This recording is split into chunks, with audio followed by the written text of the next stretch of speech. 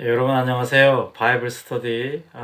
오늘은 고린도 후서와 갈라디아서 말씀을 한번 나누도록 하겠습니다. 먼저 고린도 후서입니다. 고린도 후서는 바울이 보낸 두 번째 편지입니다. 사도 바울이 기록을 했고요. 바울이 고린도전서로 이제 고린도에 편지를 보냈고, 그것을 이제 디모데가 전서를 가지고 방문했다가 다시 이제 바울에게 돌아오죠.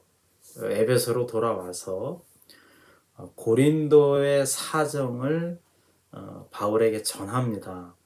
근데 그 이야기가 좋은 이야기도 있었지만 이렇게 또 좋지 못한 괴로운 소식도 있어서 사도 바울이 눈물의 편지를 써서 또 다른 그 자신의 영적인 아들인 디도로 하여금 고린도 교회에 가서 전한 편지입니다. 먼저 바울은 먼저 보낸 고린도 전서의 그 편지를 보고 고린도 교회 교인들이 기억나시죠? 여러 가지 분파가 생기고 서로 고소를 하고 교회 내에서 또 성적인 범죄가 일어나고 이런 것들 때문에 고린도전서에서 바울은 사실 굉장히 책망을 하죠. 야단을 치고 그렇게 하면 안 된다고, 하나님 말씀에는 그렇게 안 돼 있다라고 하면서 하나하나 지적을 했고요. 그 편지를 받고 감사하게도 고린도 교회가 회개하였다는 이야기를 듣습니다. 일단 바울은 무척 기뻤죠. 하지만 교회는 늘 이제 이 땅에서 이 죄인들이 모여 있는 곳이기 때문에 항상 그 문제에 휩싸여 있었던 것입니다. 이 고린도 교회도 역시 마찬가지였습니다. 고린도 후서를 기록하는 시기에 이 고린도 교회의 가장 큰 문제점은 뭐였냐면 그 거짓 스승들, 그러니까 거짓 교사들과 이단들이 교인들을 자꾸 미혹시켰습니다. 그리고 자꾸 이렇게 여러 사람들이 바울이 사도가 아니다, 이렇게 의심하도록 이렇게 계속해서 성도들을 이렇게 혼란스럽게 했던 것입니다. 그래서 바울이 듣다 다시 한번 연필을 들어서 고린도 교회에 편지를 보냈는데요. 그것이 바로 고린도 후서입니다. 이 고린도 후서는요, 교회 생활을 하는 데 있어서 실천을 굉장히 강조했습니다. 사도 바울이 실천 부분에 있어서 굉장히 강조를 했고요. 복음 때문에 당하는 여러 가지 고난에 대해서 인내와 끈기를 갖고 잘 이겨나가야 한다라고 하면서 격려를 했습니다. 바울 자신의 고난에 대한, 나도 이렇게 고난을 당했다고 그렇게 이야기하면서 이 고린도 교회 교인들을 위로합니다. 예. 사실 고린도 후서를 보낸 가장 큰 목적은 아까도 말씀드렸듯이 거짓 교사들이 자꾸 이렇게 바울을, 그러니까 목회자죠, 이 바울을 이렇게 자격이 없다라고 하면서 계속해서 공개적으로 도전을 합니다. 그러면서 바울이 가리키는 것은 거짓말이다, 이렇게 자꾸 연결을 시켜서 교회를 자꾸 시끄럽게 만들고 열심히 믿는 성도들을 어렵게 합니다. 그래서 바울이 정리를 해서 보낸 거죠. 그 몇 가지 정리를 했는데요. 첫째는 진리에 대해서 올바른 교리, 그리고 실질적으로 믿는 자들이 어떻게 생활해야 되는가, 그것을 권면을 했고요. 두 번째로는 예루살렘 교회가 굉장히 큰 교회였는데 그 가난한 성도들을 돕기 위해서 연보, 그러니까 지금으로 치면 헌금에 대해서 이렇게 가르쳤습니다. 그리고 잘못된 비방에 대해서, 바울의 그 사도직에 대해서 바울이 적극적으로 변호를 했죠. 그리고 교인들의 오해를 뚫고 나아가서 그들을 진리 안에서 바로 세우기 위해 고린도 후서를 썼습니다. 고린도 후서를 보게 되면 크게 세 부분으로 나누는데요. 1장에서 7장까지는 과거에 대한 설명을 했고, 8장에서 9장은 현재에 대한 설명, 그리고 10장에서 13장까지 미래에 대해서 기록을 했습니다. 아까도 말씀드렸듯이 바울이 자기가 사도라는 것을 강조하기 위해서 자서저자적인 내용을 갖다가 많이 기록을 했습니다. 그리고 인간적인 면도 많이 보냈고요. 그래서 고린도에 보낸 바울의 첫 번째 편지인 고린도전서를 통해서 당시 교회의 분열 문제와 그들 각자에게 있었던 윤리적인 문제, 신학적인 오류들에 대해서 시정할 것을 이제 권고했죠. 그대로 그래서 권고를 잘 받아들여서 회개도 했고 많이 고쳤는데, 뭐 교인들이 다 똑같지가 않죠. 일부가 자꾸 이 바울의 사도권을 의심하면서 바울의 가르침을 왜곡하고 비난했습니다. 그래서 이거에 대해서 바울이 적극적으로 이제 해명을 하면서 내용을 쓴 것입니다. 그러면서 예루살렘 교회가 구제헌금을 좀 많이 해서 도와달라고 이야기를 하고, 그리고 이제 고린도후서 끝부분에 가면 바울 자신이 나는 사도라고 자기의 그 사도권에 대해서 변호하는 내용으로 담고 있습니다. 어떻게 보면 이 고린도후서는 바울 자신의 개인적인 경험, 그 다음에 개인적인 감정이 잘 묘사되어 있습니다. 당시 교회의 문제점과 바울 생애에 대해서 우리가 더 깊이 알 수 있는 곳이 바로 고린도 후서입니다. 아무래도 이제 고린도 후서에 나와 있는 바울의 이야기를 보면 바울 자신이 지도자였잖아요. 말씀을 전하고 교회를 세우고 교회가 잘 적응할 때까지 목사로서 섬기고, 그래서 어떻게 보면 이 고린도 후서를 잘 보면 성경에서 지도자의 내면, 이 마음속에 대해서 아마 가장 깊이 다룬 곳이 바로 고린도 후서다. 예, 그런데 그렇게 아시면서 고린도 후서를 보시면 아마 더 큰 은혜가 될 것입니다. 예, 지도자가 공동체를 이끌다가 뜻하지 않게 비방과 모욕을 당할 때 그것을 어떻게 변증하며 어떻게 극복하는가를 우리는 고린도후서를 통해서 배우게 됩니다. 절망과 또 상한 감정에 빠지지 않고 극복하는 그 단호함, 자신의 연약함을 통해 하나님의 강함을 드러내는 그 바울에게서 우리는 지도자 자신의 인생과 섬기는 교회 공동체가 든든하게 세워져 가는 것을 고린도후서를 통해서 우리는 배울 수가 있을 것입니다.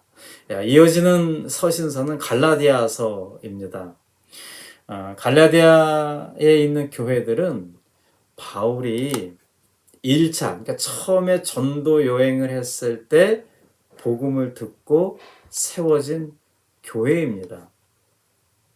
특히 갈라디아 교회들은요, 바울이 목숨의 위험을 느끼는 고난 가운데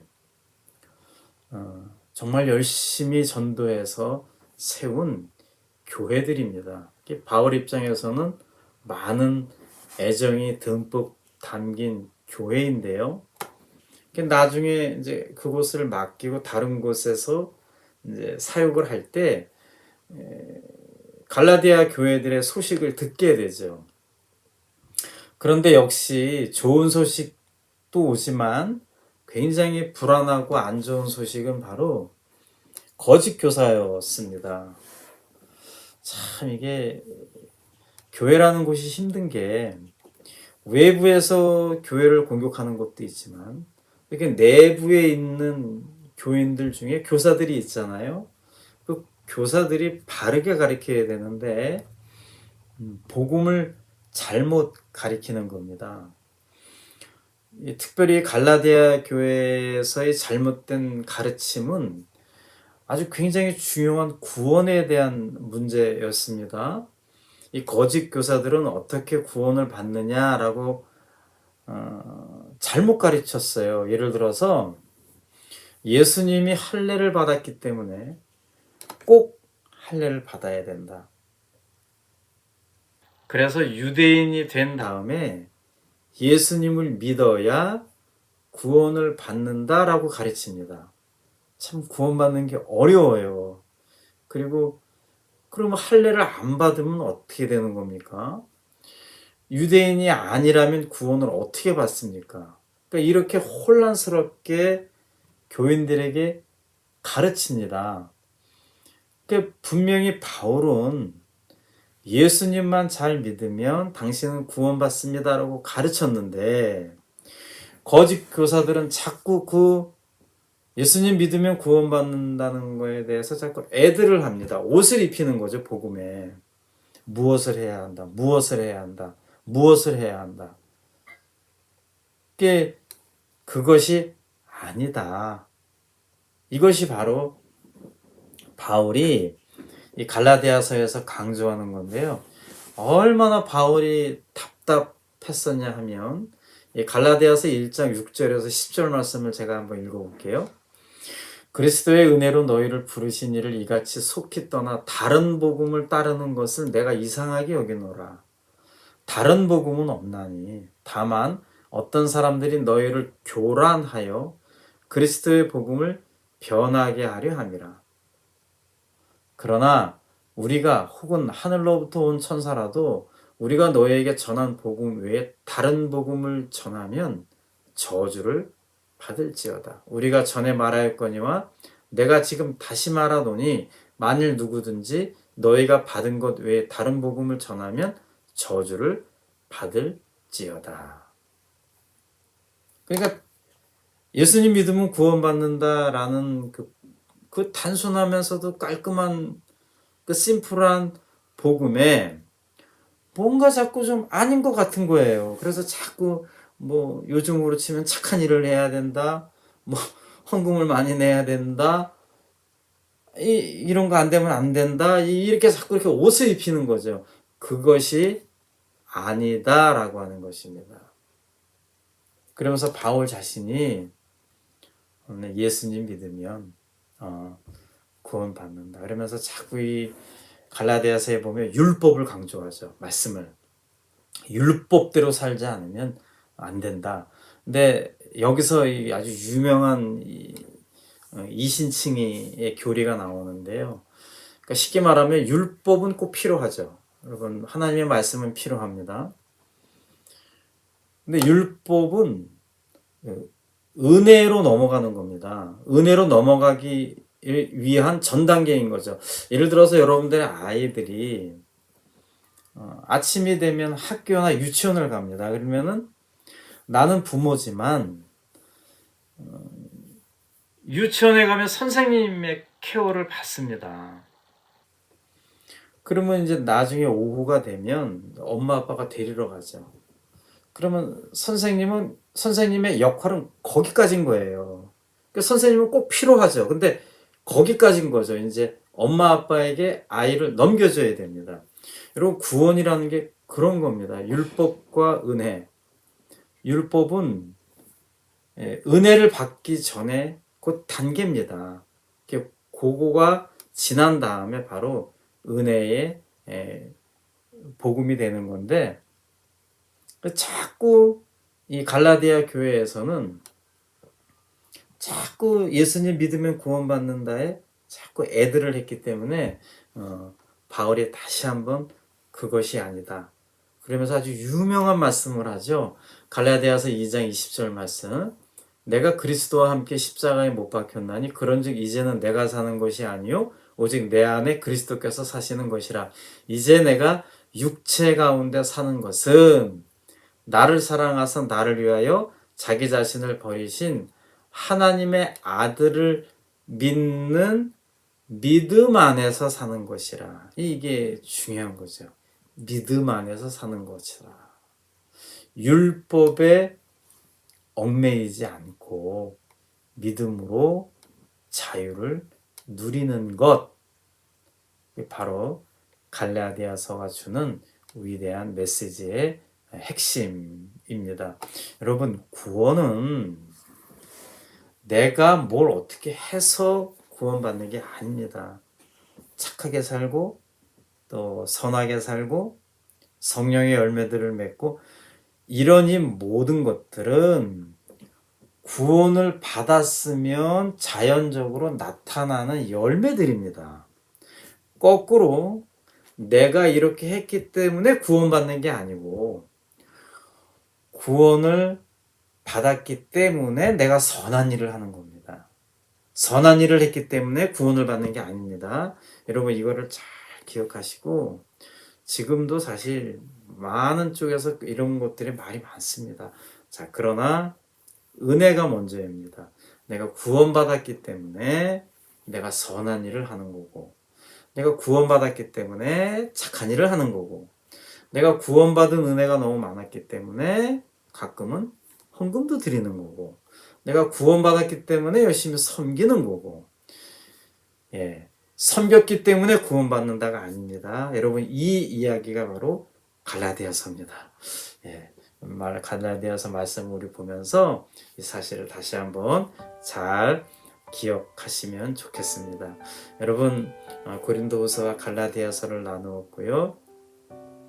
이 말씀들을 통하여서 하나님의 은혜가 또 여러분들의 삶 속에서 체험이 되는 그런 귀한 시간이 되기를 간절히 축원합니다. 오늘도 좋은 하루 되시고요. 하나님은 당신을 사랑하시고 당신을 위해 놀라운 계획을 갖고 계십니다. 감사합니다.